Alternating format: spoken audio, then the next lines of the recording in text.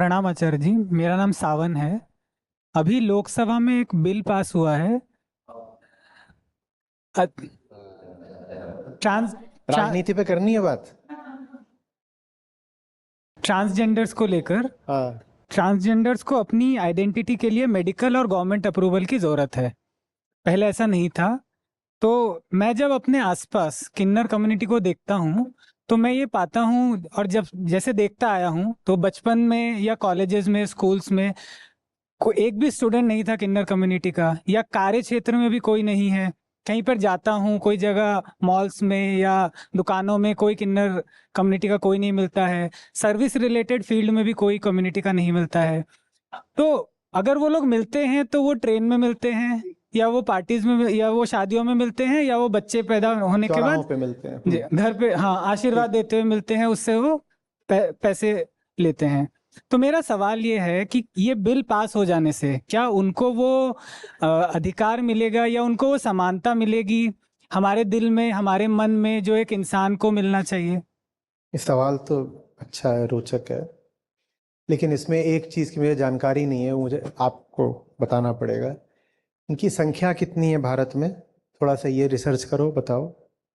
और दूसरा ये बताओ कि जितने महत्वपूर्ण संस्थान हैं उनमें उनका प्रतिनिधित्व कितना है।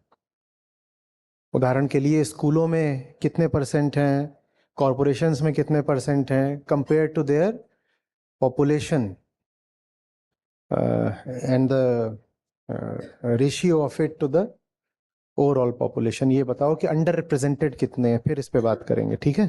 तो ये सब बेसिक रिसर्च कर लो, मुझे दे दो, फिर बात करते हैं। बताइए कितना। अच्छे से कर लो, पूरा बता दो मुझे, क्योंकि बिना फैक्ट से कुछ बोलूंगा तो वो आधारहीन होगा।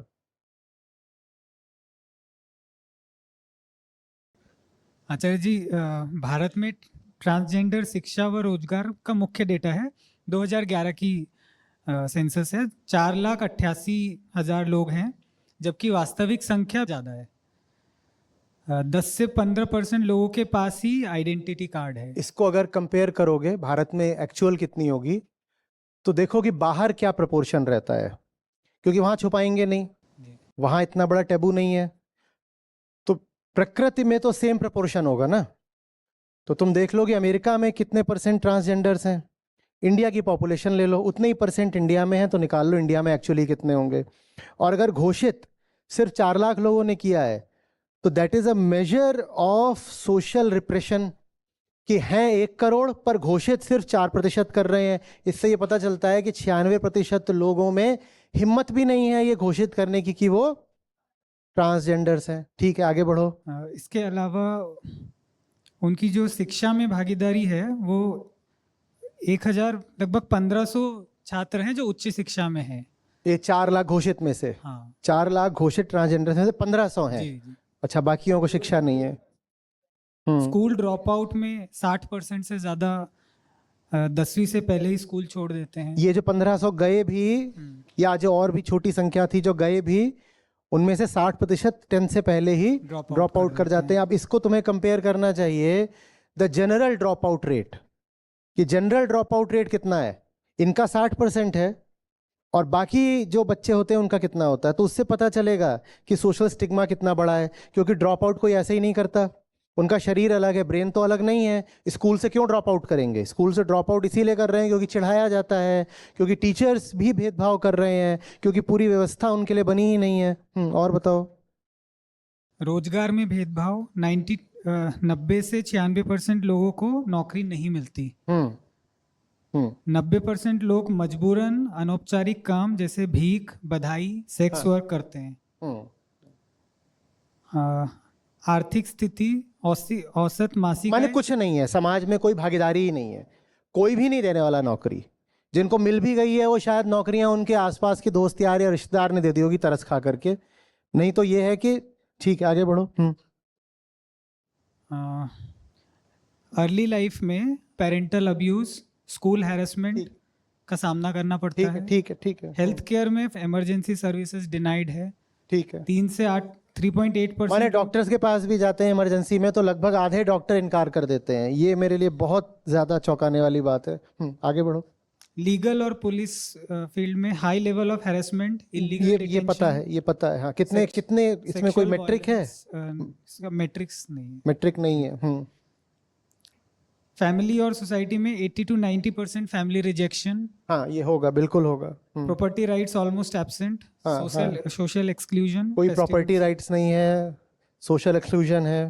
पब्लिक लाइफ में 70 to 90% harassment in transport, public places. बिल्कुल बिल्कुल, पब्लिक लाइफ में है, बस में बैठे हैं, कहीं खड़े हैं, रेस्टोरेंट में बैठे हैं, वो तुरंत हरेसमेंट होगा, तुरंत होगा, बिल्कुल। और suicide and mental health catastrophe में 41% attempt suicide, 67% experience severe depression. Average life span 35 to 40 years compared general population का है 70 years। आम बंदा जितना जीता है उससे आधी भी नहीं जी पाता है एक transgender. Death linked to violence 34%, suicide 28%, untreated illness 24%। Untreated illness क्योंकि या तो पैसा नहीं था, या डॉक्टरों ने प्रवेश नहीं दिया, या फिर वायलेंस हुआ है विच कुड बी सेक्सुअल और सोशल, या फिर सुसाइड कर लिए। इन्हीं तरीकों से मौत होती है, और वो मौत बहुत जल्दी हो जाती है। देखो हमारी ना, बैठो,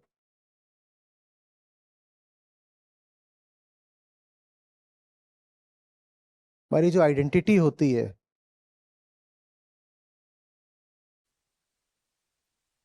वो बड़े जबरदस्त तरीके से सेक्सुअल होती है, बहुत ज्यादा। हम सेक्स ऑब्सेस्ड लोग हैं। अभी उस दिन आपकी गीता परीक्षा में प्रश्न पूछा गया जिसमें प्रश्न कह रहा था, एक व्यक्ति जा रही थी, तभी उस व्यक्ति ने देखा तो वो रुक गई। तो इस बात पर बहुतों को अच्छा लगा, बहुतों को अचंभा हुआ। अचंभा क्यों हुआ? क्योंकि हमारी भाषा भी सेक्सुअल है, भाषा भी सेक्सुअल है। आप पहले ही बता देते हो कि जो आ रहा है उसका लिंग क्या है, वो आ रही है या फिर वो आ रहा है।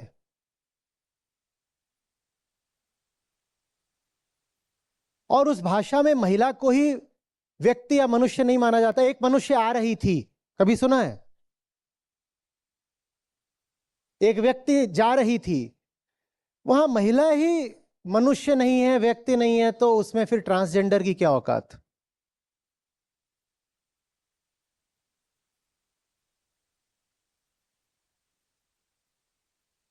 यू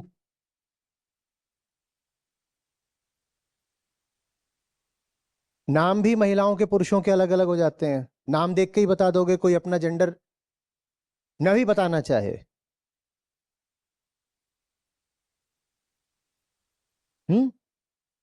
बस नाम बता दे तो आप बता दोगे कि महिला है कि पुरुष है।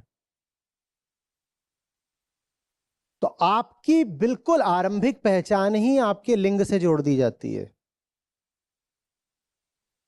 बिल्कुल आरंभिक पहचान, बात की भी नहीं। धर्म भी बाद में आता है, जाति भी बाद में आती है, सबसे पहले लिंग आ जाता है। बच्चा पैदा होता है, तुरंत उसको नर्स वगैरह हाथ में लेंगे और सबसे पहले उसका लिंग देखते हैं, और तुरंत ये भी बाद में बताएंगे कि स्वस्थ है कि अस्वस्थ है, क्या है कैसा है। तुरंत लड़की हुई है लड़का हुआ है ये बताया जाता है। आपकी पहली पहचान ही सेक्सुअल है। जब पहली पहचान ही सेक्सुअल है, तो जो सेक्सुअल पहचान से बाहर का हो गया उसकी तो कोई पहचान ही नहीं रही ना, वो गया।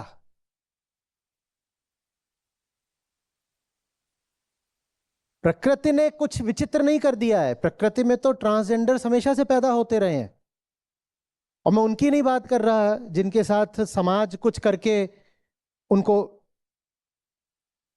बना देता है। मैं उनकी बात कर रहा हूं जो प्राकृतिक रूप से पैदा होते हैं, वो हर देश में हर काल में होते रहे हैं। ये प्रकृति की व्यवस्था का अंग है।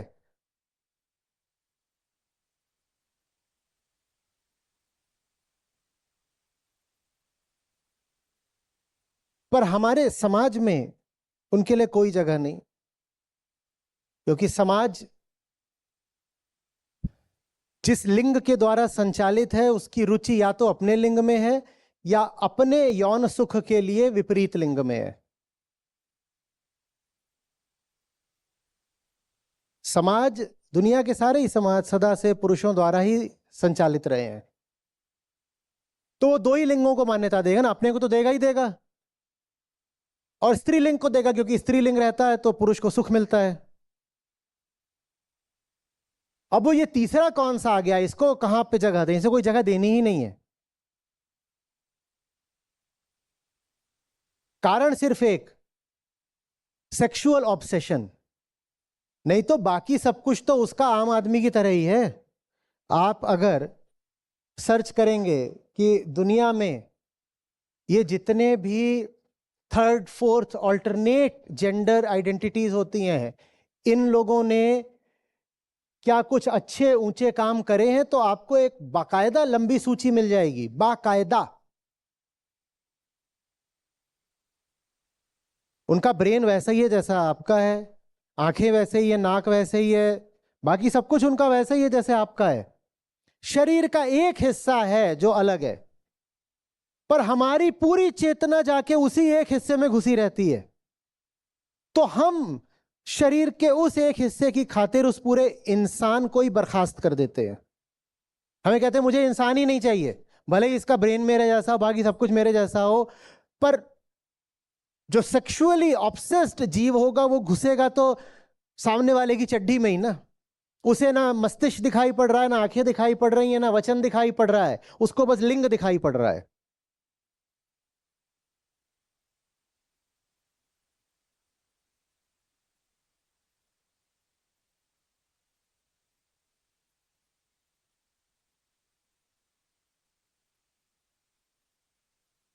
मैं इनको मनुष्य की तरह संबोधित भी कैसे करूं, मुझे यही कहना पड़ेगा हाँ भाई क्या कह रहे हो, और इनसे कहना पड़ेगा हाँ बहन क्या कह रही है।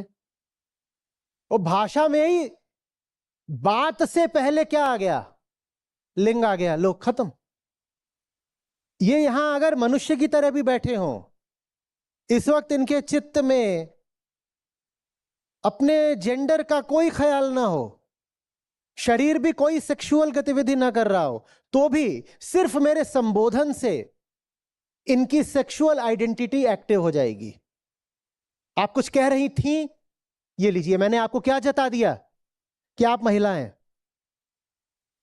और आपसे बात करनी है तो मुझे भी अपने आप को पहले ये याद दिलाना पड़ेगा कि आप महिला हैं। मैं आपसे बोल दूं क्या कर रहा है तो बात गलत हो जाएगी। पहले मैं खुद को याद दिलाऊं कि मैं एक महिला के जिस्म से बात कर रहा हूं, क्योंकि जिस्म ही महिला का होता है, चेतना तो मनुष्य की होती है।